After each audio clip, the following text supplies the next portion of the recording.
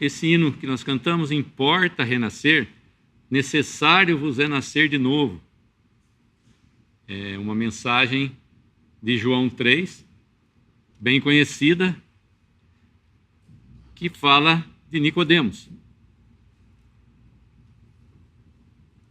O que nós temos para falar desse nascer de novo são coisas espirituais, coisas que o homem natural, que a sua carne, não consegue entender as coisas do Espírito de Deus.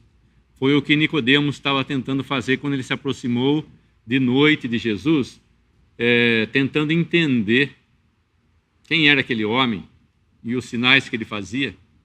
E Jesus, como fala o nosso hino, rapidamente e objetivamente disse para ele: necessário vos é nascer de novo.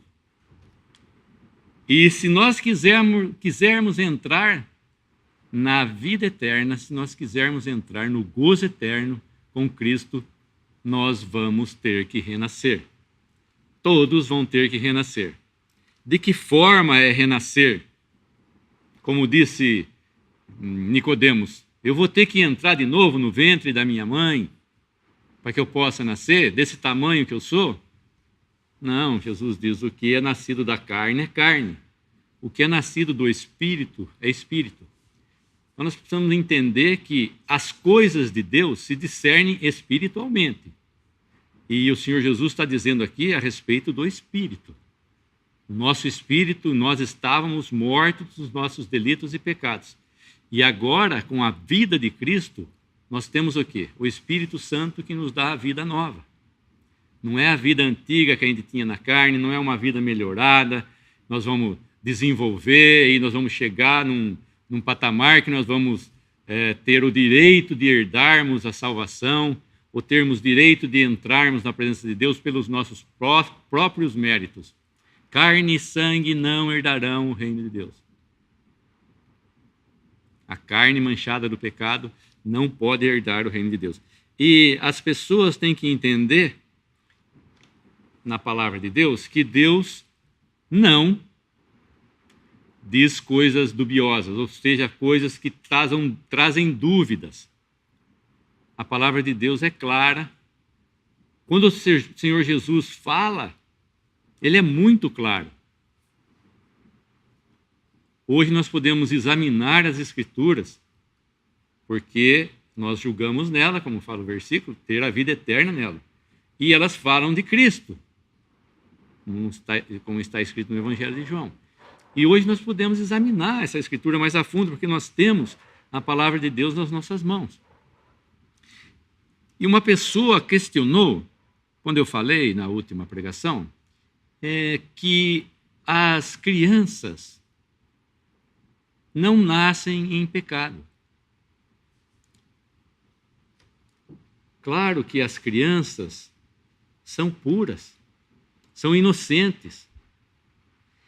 E o versículo que o Senhor Jesus usa, está lá em Mateus 18:3, ele diz: em verdade vos digo que se não vos converterdes e não vos fizerdes como crianças, de modo algum entrareis no reino dos céus. E Mateus 19:14, Jesus, porém, disse: deixai as criancinhas e não as impeçais de virem a mim, porque de tais é o reino dos céus. Isso é verdade, sempre vai ser verdade. O que o Senhor Jesus disse lá não vai ser anulado aqui no Novo Testamento, nos Evangelhos. No que ele falou nos Evangelhos, não vai ser anulado pela nenhuma carta de Paulo, por nada. Isso é verdade. Se uma criança morre na sua inocência, ela vai direto para os seios de Deus. Ela vai estar com Cristo por toda a eternidade. E isso aqui, então, é verdade. A criança é tão simples que o homem tem que se tornar como uma criança para aceitar o Evangelho. Por quê? Uma criança é simples. Quando você diz para ela, ó, atrás daquela porta tem um monte de ovos de chocolate lá. Ela crê em você, ela acredita. Ela não vai ficar perguntando, mas quem colocou os ovos lá? Mas a porta tem fechadura. Mas eu posso pegar aqueles ovos? Não, ela vai simplesmente aceitar. Como uma criança, não fica questionando como um adulto. O adulto, ele questiona, ele pega a palavra de Deus e ele começa a questionar. Mas por que é assim? Por que a salvação é só isso?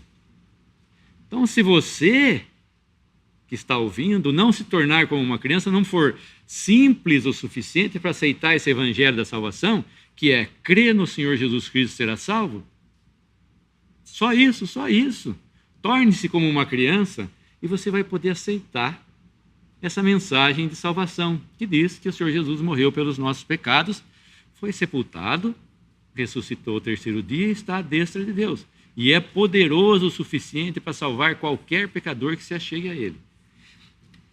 E nesse novo nascimento, a palavra de Deus fala que todos pecaram. Todos pecaram. Mas todos está incluído as crianças? Sim. Todos, porque eu uma vez fui criança. Todos os adultos que estão aqui uma vez foram crianças. E Davi diz no Salmo 51, eu nasci na iniquidade e em pecado me concebeu minha mãe. Nós precisamos entender isso, que a minha mãe me concebeu em pecado. Por quê? A palavra diz em Romanos 5,12, pelo que, como por um homem entrou o pecado no mundo, e pelo pecado a morte, assim também a morte passou a todos os homens. A morte passou a todos os homens não quer dizer que passou aos homens adultos, mas passou aos homens e às mulheres, crianças, jovens e adultos. Todas essas pessoas morrem, tanto crianças, quanto jovens, quanto adultos. Todos eles morrem. Por quê? Porque através de Adão, o pecado entrou e assim também entrou a morte. E a morte passou a todos os homens. E no meio eu coloquei um versículo de Romanos 5,14. Até sobre aqueles que não pecaram à semelhança da transgressão de Adão. Por isso que todos pecaram. A morte passou a todos os homens, mesmo àqueles que não pecaram à semelhança de Adão. Eu já disse aqui, o que as pessoas podem perguntar, o que tenho eu com o pecado de Adão? Tem muito a ver, porque você está com a morte, a mesma morte que Adão teve, você vai ter. O homem está fadado a morrer. Por quê? Porque a semente de Adão está plantada nele. Embora eu não tenha pecado à semelhança de Adão, eu trago comigo a raiz do pecado. Eu trago comigo uma criança, traz dentro dela a raiz do pecado. E pela desobediência de um só homem, está lá em Romanos 5, muitos foram feitos pecadores. Assim, pela obediência de um, muitos serão feitos justos. Pela desobediência de um, foi Adão, todos se tornaram pecadores e todos morrem. E pela obediência de um só, que foi Cristo, todos se tornarão justos. E vão ter o que? Vão morrer? Não, vão ter a vida eterna. Todos que creem nessa pessoa, todos que creem nesse sacrifício, nesse sangue precioso que limpou-nos de todos os nossos pecados. Eu trouxe aqui. Isso aqui é um pezinho de jabuticaba. Bonitinho? Bonitinho. Olha que belezinha. Ele todos esperam o quê? Quando plantam uma fruta qualquer, que ele cresça e comece a dar frutos. É o que nós esperamos. Aí você vai ter lá as jabuticabas. As verdes, ela fica verde, depois ela fica madura. Essa aqui é uma semente também, uma semente de pêssego. É um caroço. Aqui dentro tem a semente. E essa semente traz toda a informação necessária para que quando ela crescer, quando o pé começar a crescer e ficar grande e aparecerem as flores, os frutos dessa semente de pêssego não vai ser jabuticaba de jeito nenhum. Porque ele tem as informações nele aqui, Deus colocou as informações nele para que quando ele crescesse, ele desse o quê? Pêssego e não jabuticaba. Quando a gente olha para uma criança, claro, que coisa mais linda do mundo é uma criança, que inocência, que beleza, que coisa grandiosa que Deus faz. E quando nós olhamos para esse pezinho de jabuticaba, nós não estamos vendo ainda fruto nele. Porque ele é pequeno. O homem não se torna pecador quando ele comete o primeiro pecado. O homem é pecador porque peca. Ele peca porque é pecador. E não pecador quando ele comete o primeiro pecado. Ele já nasce com a raiz pecaminosa.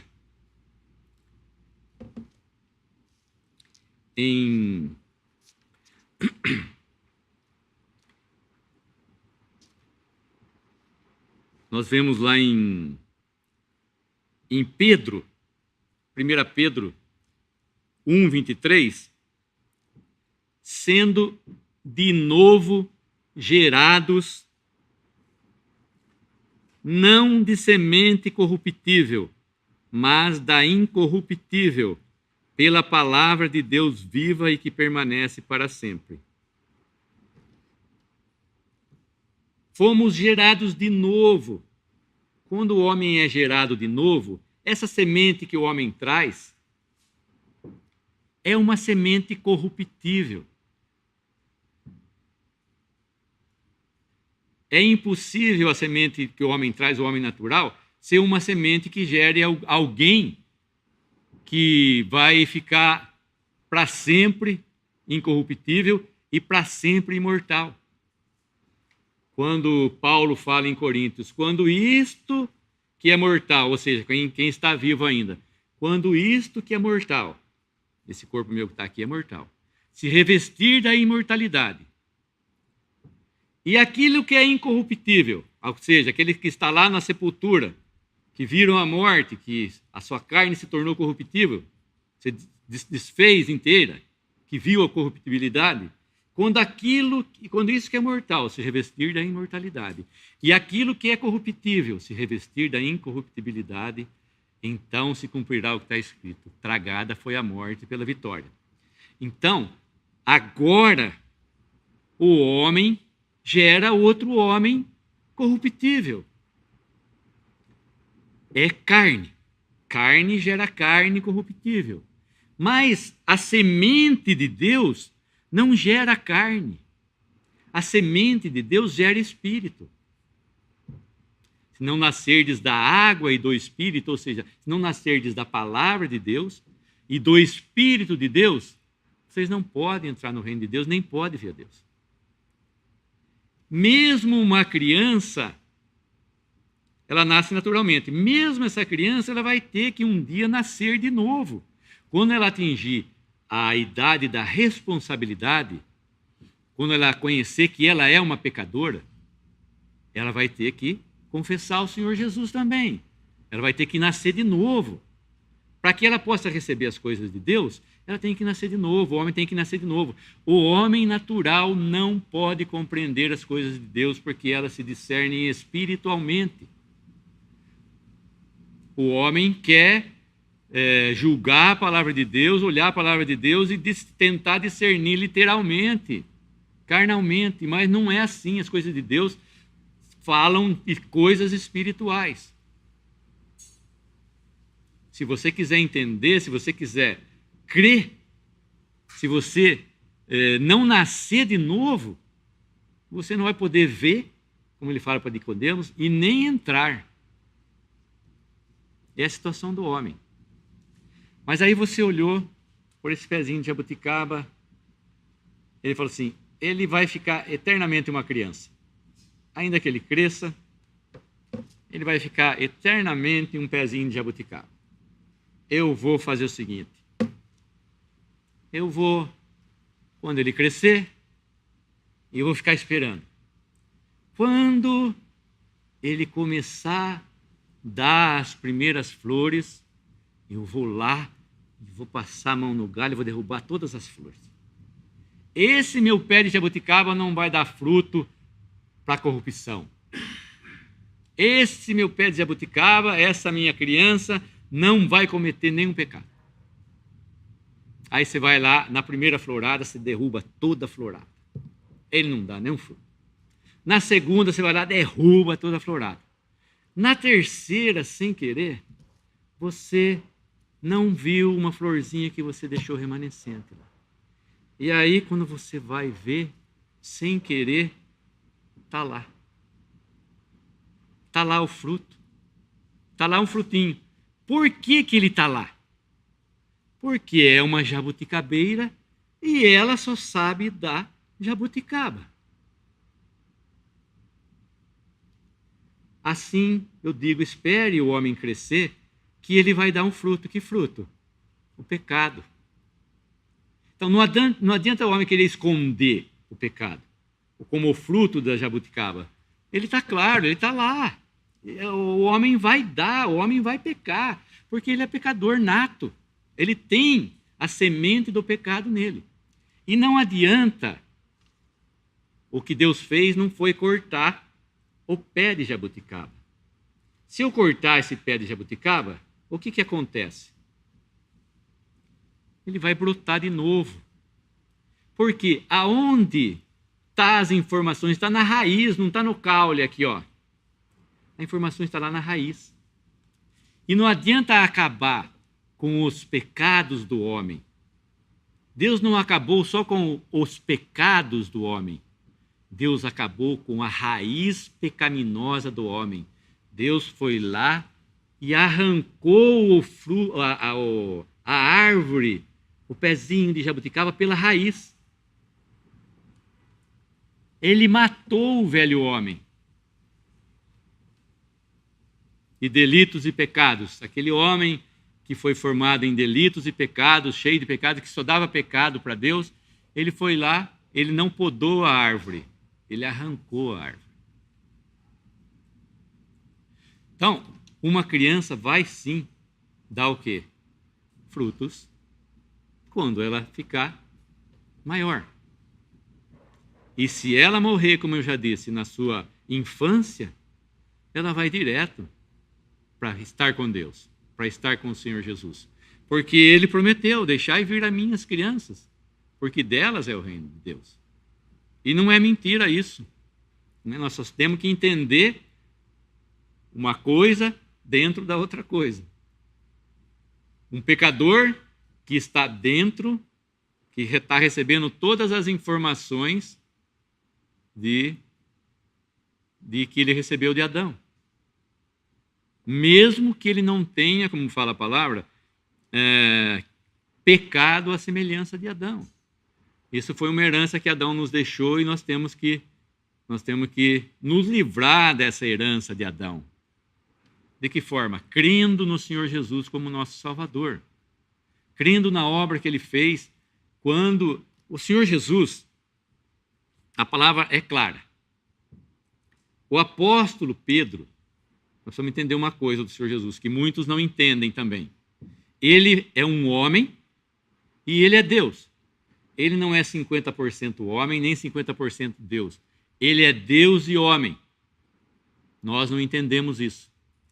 E a palavra nos fala, em 1 Pedro, o apóstolo Pedro diz o seguinte, a respeito da pessoa do Senhor Jesus. O qual não cometeu pecado, nem na sua boca se achou engano. O qual não cometeu pecado. O Senhor Jesus, que eu quero falar aqui, ele não tinha a raiz pecaminosa. Ele não tinha pecado em si. Ele não era como um outro homem qualquer. Ele não nasceu de Adão. Ele foi gerado pelo Espírito Santo no ventre de Maria. Não foi através de uma relação entre um homem e uma mulher. Porque aí ia dar o quê? Ia dar na mesma coisa. Ia dar uma semente corruptível. Ia dar um homem que ia pecar. Mas Pedro diz, o qual não cometeu pecado. Aí vocês podem perguntar, bom, se ele não cometeu pecado, ele podia cometer.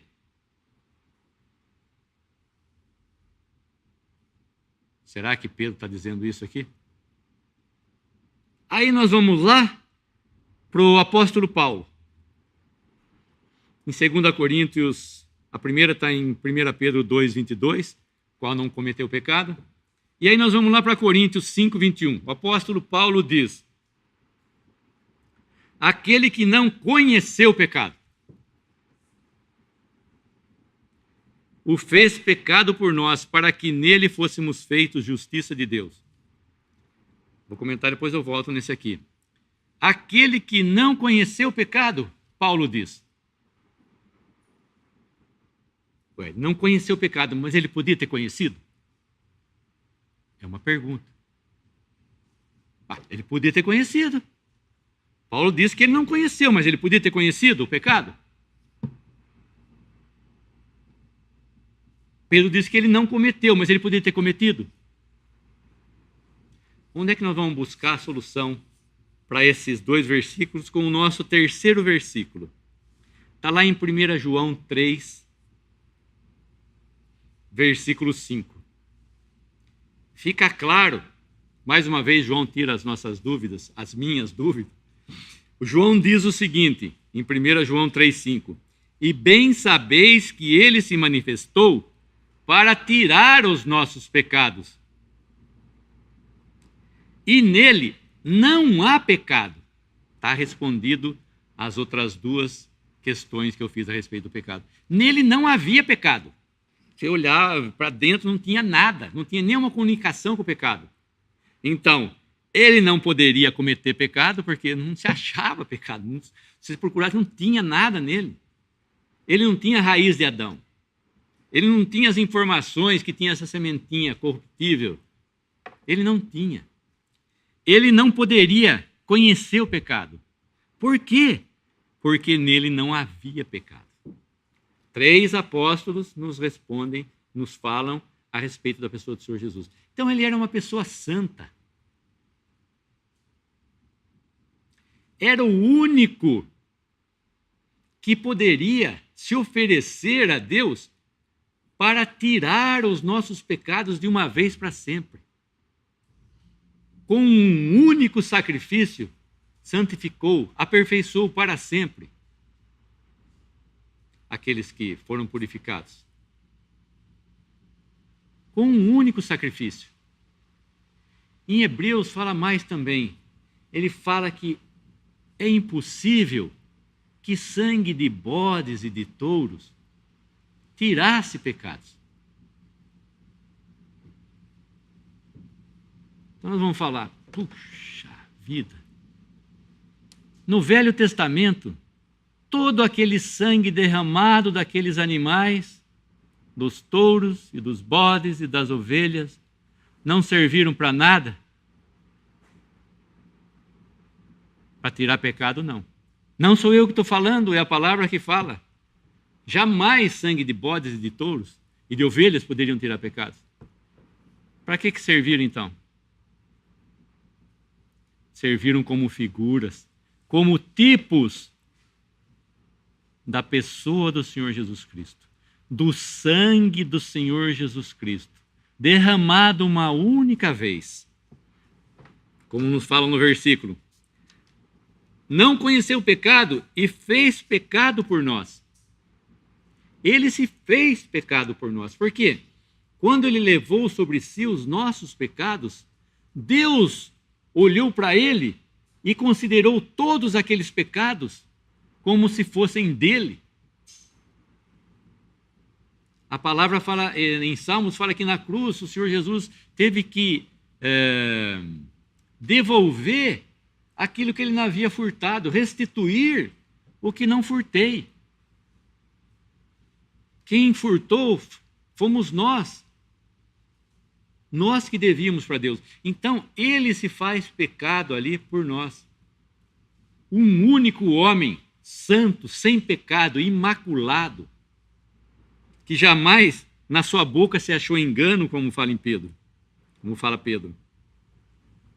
Para que nós agora fôssemos feitos justiça de Deus. Como nós lemos lá, através de Cristo, como por um homem entrou o pecado no mundo, assim com isso passou a morte, através de Cristo todos são justificados. Tinha que ser um homem justo, tinha que ser um homem puro, tinha que ser um homem santo. E aqueles animais, então, todo aquele sangue derramado, não poderia tirar pecados. É a palavra que fala, aquilo servia como figuras. Quando João diz, eis o Cordeiro de Deus, o Senhor Jesus é conhecido nas Escrituras como o Cordeiro de Deus. Até lá em Apocalipse nós vemos. Realmente ele era o verdadeiro Cordeiro de Deus. Aquele Cordeiro pascal tipificava, era uma figura de Cristo que havia de vir.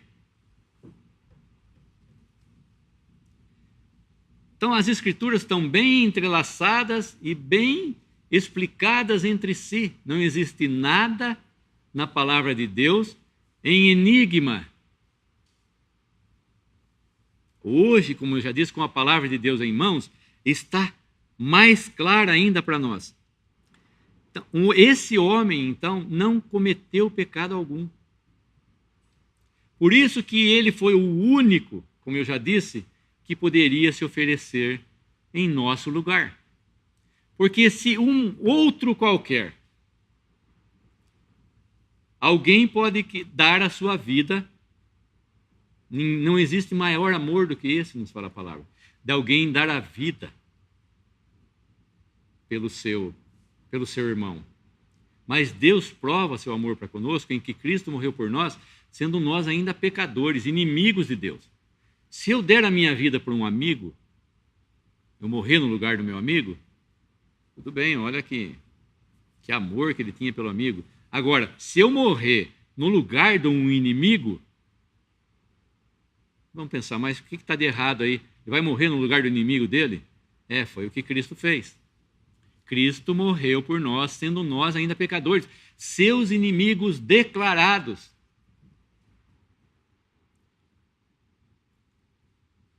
Inimigos declarados, eu falo, é quando uma pessoa aponta o dedo para você e diz, eu odeio você, não posso ver o seu rosto, eu detesto a sua pessoa, o seu nome me cheira mal. É por detrás ali. O homem é assim, ele foi inimigo declarado do Senhor Jesus, ele não quer Deus, ele detesta Deus, ele odeia Deus com todas as suas forças, todo o seu ânimo, ele odeia Deus. Você fala, mas eu não odeio a Deus. Você pode falar que está ouvindo aí, eu não odeio a Deus. A palavra fala que todos nós éramos, por natureza, inimigos de Deus. Estávamos separados de Deus, estávamos longe de Deus. E, como fala em Romanos, destituídos estávamos da glória de Deus, todos nós. Crianças, jovens e adultos. Não existe distinção, então, de pecado. Todos pecaram. O único, então, que nós vemos na palavra de Deus foi a pessoa do Senhor Jesus.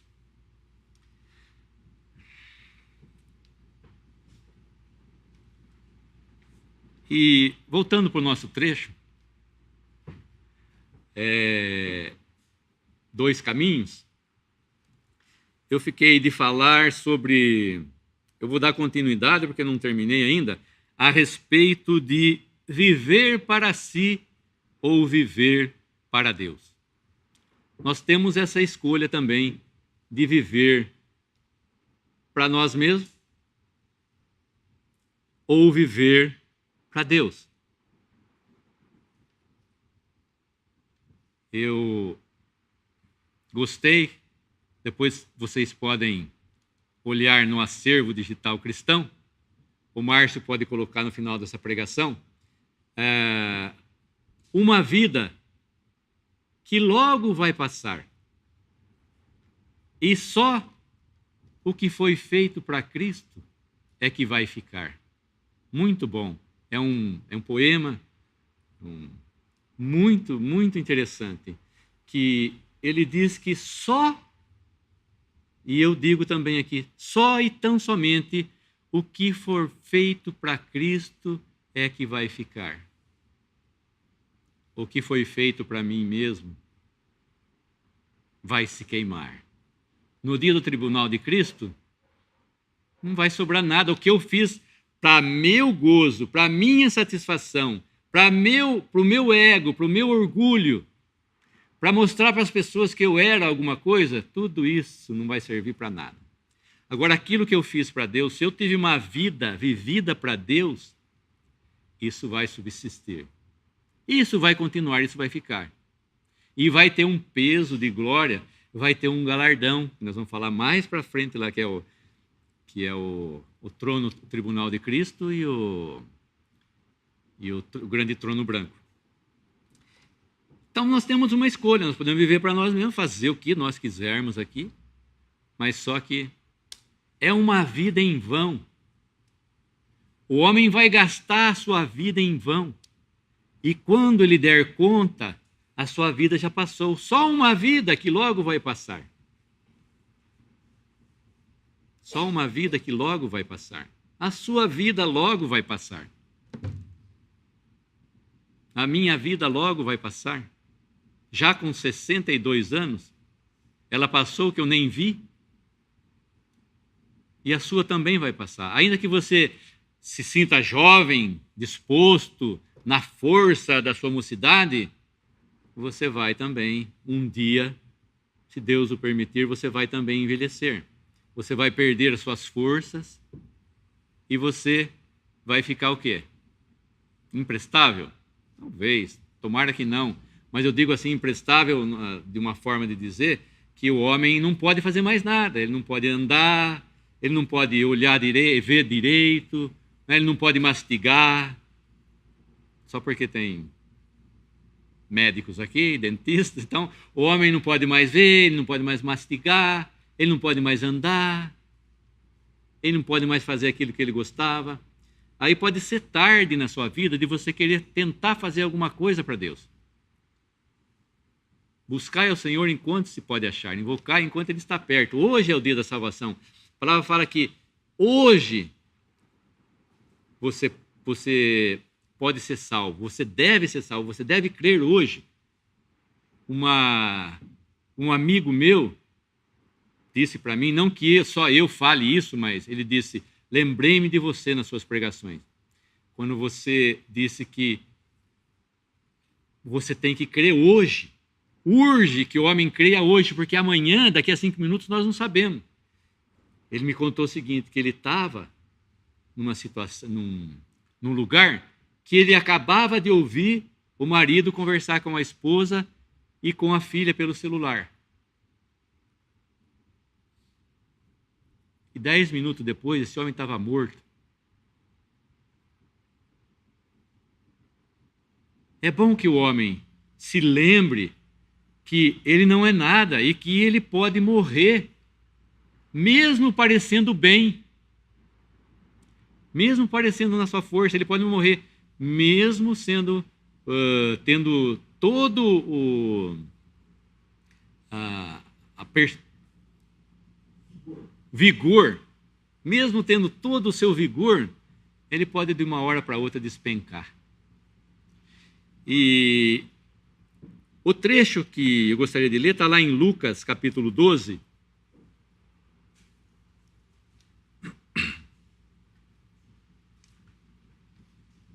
Versículo 16.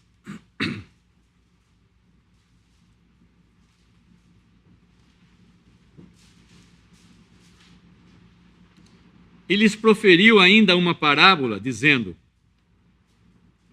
o campo de um homem rico produziu com abundância, e arrazoava consigo mesmo, dizendo: Que farei, pois não tenho onde recolher os meus frutos?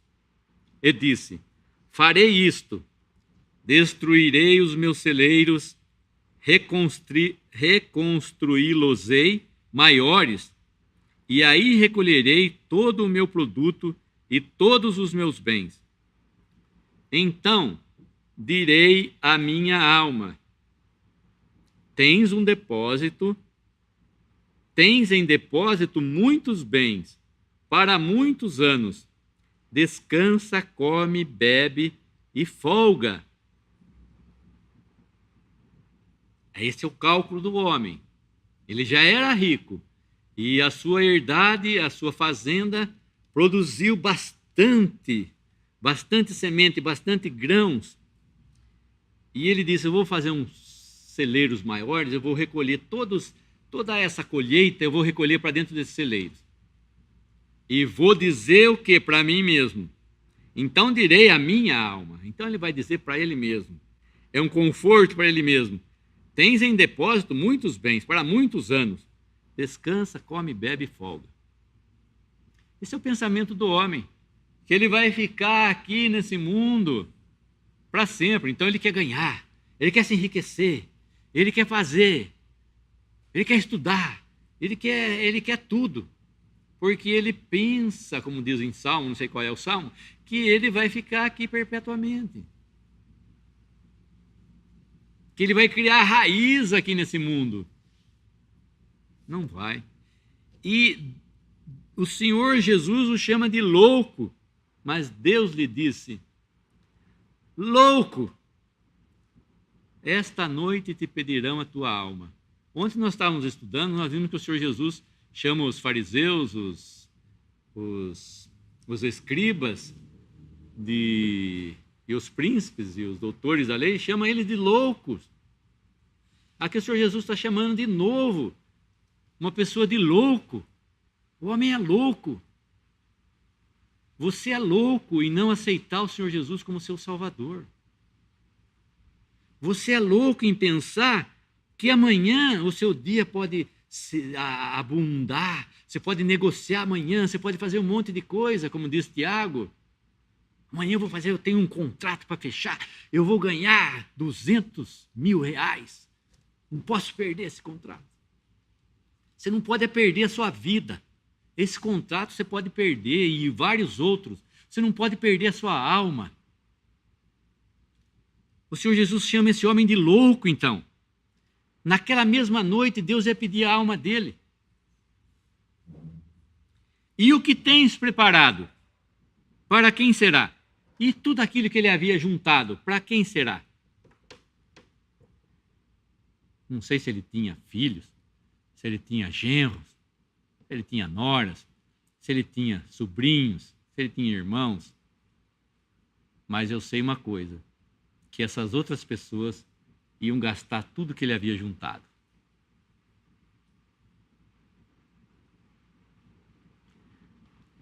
Então Deus chama, o Senhor Jesus, Deus chama ele de louco.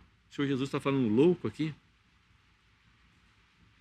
O que tens preparado? O que você tem preparado na sua vida para Deus? Se você fosse hoje na presença de Deus, o que você iria falar para Deus? Eu tenho preparado, eu vivi aqui há 60 anos, da minha infância até a minha juventude, nos meus 25 anos, eu fiz isso. Dos meus 25 aos meus 50, fiz isso. Dos meus 50 aos meus 60, fiz isso. Aí Deus vai falar assim: bom, vamos ver o que você fez para mim.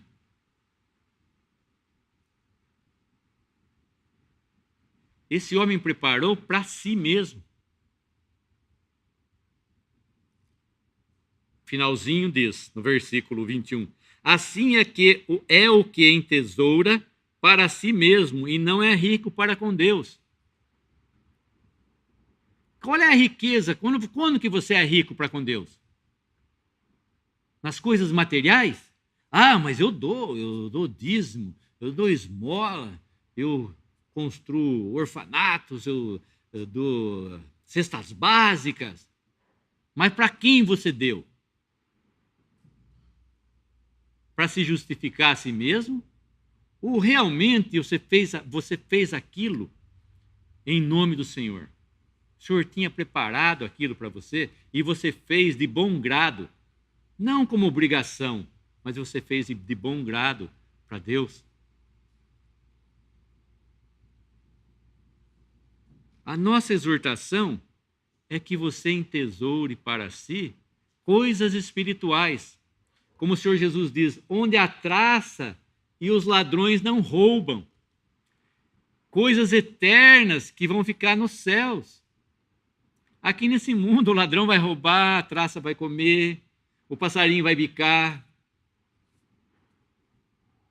Tem um pé de amora lá interessante, os sabiás tomaram conta do pé de amora. E a dona não pode chegar perto do pé de amora, porque os sabiás atacam ela. Então é um pé de amora, vamos dizer. Claro que ela vai pegar a amora lá, né? Mas é um pé de amora que não é dela. Está dentro da propriedade dela, dá amora em abundância, só que ela não pode ir lá, senão o sabiá vai bicá-la. Então, o que o homem vai construir para Deus? O que você vai construir para Deus? Primeira coisa é ter o Senhor Jesus como a base sólida da sua vida. Ou seja, ele é o alicerce. Cristo, a salvação, é o alicerce de uma vida que você constrói para Deus. Tudo aquilo que você construir sobre esse alicerce vai permanecer. O homem louco, o que ele faz? Ele constrói a sua casa na areia. O homem louco constrói a sua casa na areia. Onde já se viu alguém construir uma casa sem alicerces? Na palavra de Deus tem. O louco fez uma casa sobre a areia. Nós não cantamos na escola dominical? O nécio, né, o louco, construiu sobre a areia. E assim é o homem. O homem é nécio, o homem é louco. Sem Cristo, o homem não vai a lugar nenhum. Se você não tem Cristo na sua vida, você não vai para lugar nenhum. Você está no caminho, o quê? Da perdição. Aquela tabelinha que eu fiz, você está no caminho da perdição. Você tem que retornar, se converter e nascer de novo, crer nesse evangelho, crer que você é pecador e que Cristo é um grande Salvador. É o seu único Salvador. Porque não existe outro nome dado entre os homens pelo qual importa que nós sejamos salvos. É o único nome, é o nome do Senhor Jesus. Então, o que esse homem viveu? Esse homem escolheu o quê? Viver para si. E você pode continuar vivendo para si, se você quiser. Mas que fruto você vai ter disso? Nenhum. Você vai, podemos dizer como se você viveu, você perdeu a sua vida. Você perdeu os seus 80 anos que você passou por aqui, fazendo coisas que para Deus não teve nenhum interesse. Em Efésios 2, nós temos lá um versículo. 2, 1. Ele vos deu vida, estando vós mortos nos vossos delitos e pecados, em que noutro tempo andastes segundo o curso deste mundo, segundo o príncipe das potestades do ar, do espírito que agora opera nos filhos da desobediência, entre os quais, Paulo está dizendo aqui para os Efésios, para a igreja que estava em Éfeso. Versículo 3, Efésios 2, 3. Entre os quais todos nós também antes andávamos, nos desejos da nossa carne, fazendo a vontade da carne e dos pensamentos. E éramos, por natureza, filhos da ira, como os outros também. Nós já comentamos esse versículo, mas agora nós vamos comentar a respeito de que nós éramos o quê? Nós fazíamos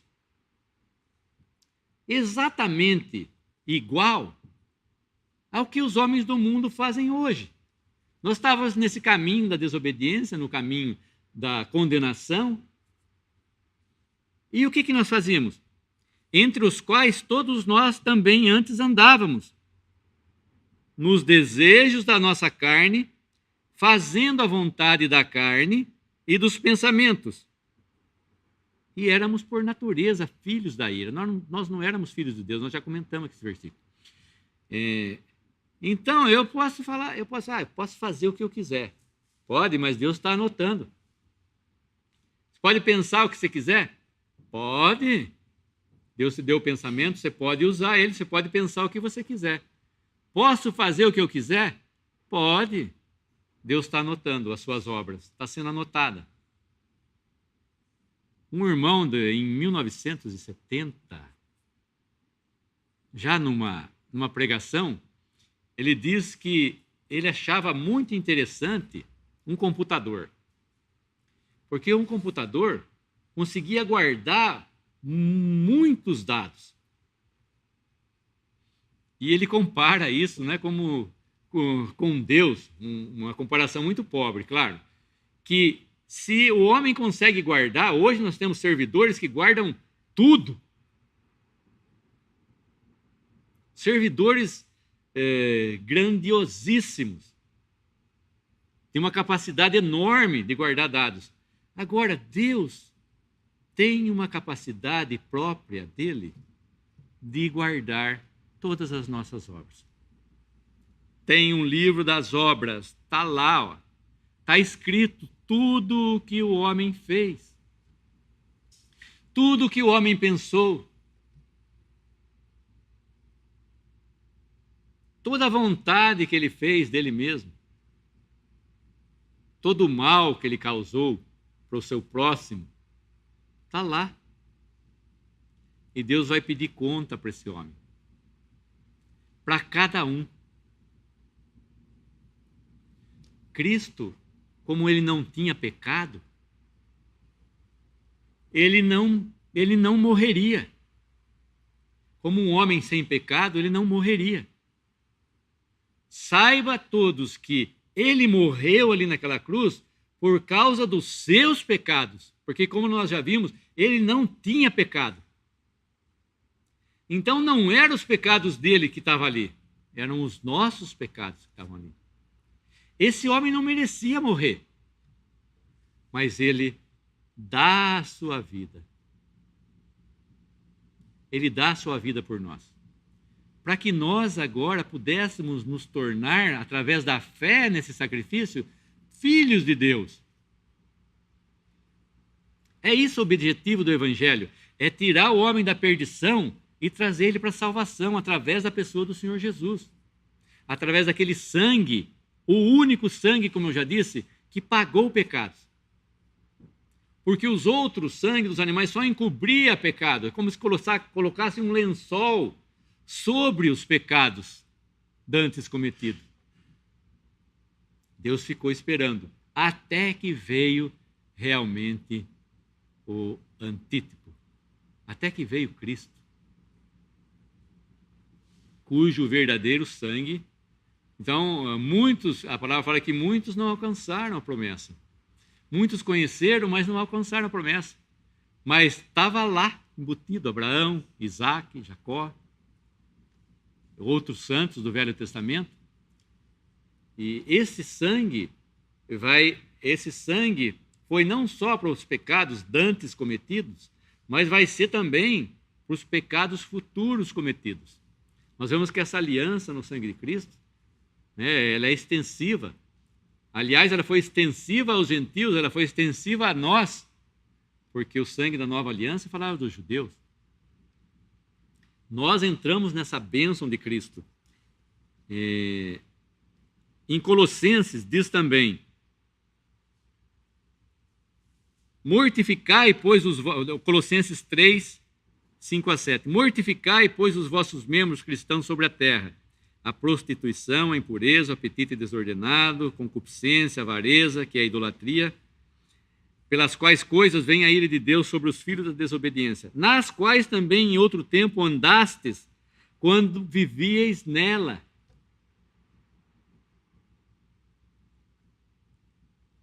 Coisas, a palavra fala de coisas, em Pedro também fala, vontade dos gentios, andada em dissoluções, concupiscências, borracheiras, orgias, bebedices e detestáveis idolatrias. A primeira coisa que um cristão, quando ele se converte, é sentir vergonha, como eu já falei aqui, daquilo que ele fez, das obras, a palavra fala, não sei exatamente o versículo, acabei de ler hoje, das obras que hoje vós envergonhais. O homem sente vergonha das obras que ele praticou na carne. Esse é o primeiro caráter de um convertido. E Paulo diz, em Gálatas 2:20,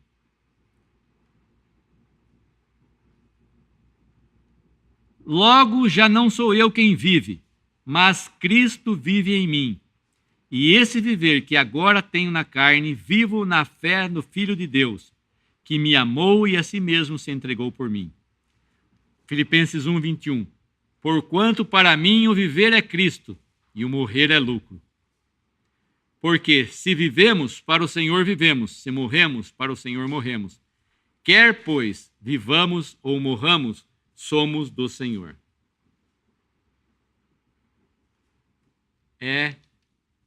Paulo diz que a vida dele é Cristo agora. E a vida de todo aquele que se converte é Cristo. Não tem outra vida. Cristo vive em mim. Vivo não mais eu, mas Cristo vive em mim. Essa é a vida. Cristo vivendo em mim. E um comentário aqui. A palavra diz em Efésios, assim que aqueles que se convertem, existem os cidadãos desse mundo e os cidadãos que estão nesse mundo que têm o quê? Comunicação com o céu. São cidadãos celestiais. Estão aqui andando por esse mundo, mas são já cidadãos celestiais. A palavra diz, em Efésios 2:19, assim que já não sois estrangeiros nem forasteiros, mas concidadãos dos santos e da família de Deus. Um estrangeiro é um diferente que não é natural do país onde ele está. Se vem uma pessoa de fora aqui de um outro país, ele é um estrangeiro. Se vem um estranho de uma outra cidade, eu já falei aqui, ele é forasteiro. E um peregrino é aquele que viaja constantemente, empreende longas jornadas. E assim, a palavra em Efésios está dizendo que nós não somos mais estrangeiros para a coisa de Deus. Nós não somos mais considerados estranhos para a coisa de Deus. Aqueles que se convertem, aqueles que creem no Senhor Jesus, nem forasteiros. Mas nós somos concidadãos dos santos e da família de Deus. Concidadão, indivíduo que em relação a outro ou outros é da mesma cidade ou do mesmo país. Nós somos agora do mesmo país, da mesma cidade de Deus. A nossa cidade, fala lá em Filipenses, mas a nossa cidade, a nossa pátria, a nossa comunidade, o nosso povo, ou seja, que tem ligadas por interesses comuns, está nos céus, donde também esperamos o Salvador, o Senhor Jesus Cristo. Então agora nós não somos mais estranhos, aqueles que creem não são mais estranhos para Deus. Nós não vagamos mais de um lado para o outro, nós temos um lugar certo para estar. A nossa morada é nos céus. Embora eu esteja falando, são pessoas dos céus caminhando por esse mundo. Já não estão com o pé na terra, mas estão com a mente lá nos céus. Então, a diferença daquele que está caminhando para a perdição e daqueles parecem iguais, como já disse. Uma pessoa que está com o pé aqui na terra, você pode pensar mais, Márcio, Beto, eles estão com o pé na terra aqui. mas eles têm, a mente deles está nos céus. Eu não conheço a mente de ninguém aqui. Né? Eu posso dizer pelos testemunhos que eles dão a respeito de Cristo, mas as outras pessoas podem parecer comuns, podem parecer misturadas, mas para Deus não está misturado. Não tem mistura para Deus. Deus conhece aqueles que são seus. Deus conhece quem tem a herdade, a herança celestial. Quem pode entrar na cidade pelas portas?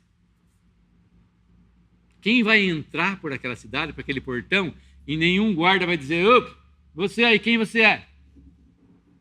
Porque antes era assim, ninguém entrava. Se era um estranho, você, identifique-se aí. Não, você vai entrar pela porta, vai poder entrar, não como um estranho, vai poder ser recebido lá por aquele monte, aquele bando de irmãos, pecadores salvos pelo sangue de Cristo, como conhecidos e não como desconhecidos. Nós vamos ser recebidos como conhecidos, como se Deus já nos conhecesse de longo tempo. Porque Cristo, né, foi conhecido antes da fundação do mundo. O Cordeiro de Deus que foi conhecido ainda antes da fundação do mundo. E nós éramos bem conhecidos de Deus. Então o apelo é que você creia no Senhor Jesus como seu Salvador, creia nessa obra, e que saia desse caminho da perdição e venha para o caminho da salvação e da vida eterna. Que se hoje você morrer, você vai estar com Cristo na glória. Não dá graça? Nosso Deus e nosso Pai, te agradecemos mais uma vez pelo privilégio de podermos falar aqui do teu Evangelho, dessa maravilhosa salvação. Obrigado pela tua palavra, obrigado pela clareza, obrigado porque nós pudemos entender através do teu Espírito todas essas verdades que falam dessa graça infinita e maravilhosa, dessa herança dos santos na luz, da vida eterna, das promessas todas de Cristo. Obrigado, Pai. Nós te agradecemos, Senhor Jesus, por teres ido até aquela cruz, dado a tua vida ali, em nosso lugar. Obrigado, Senhor Jesus. Nós rogamos por cada um que ouviu esta mensagem, que possa se converter ainda hoje. Nos encomendamos pelo restante da semana também. Pai, rogando e agradecendo no precioso nome do Senhor Jesus. Amém.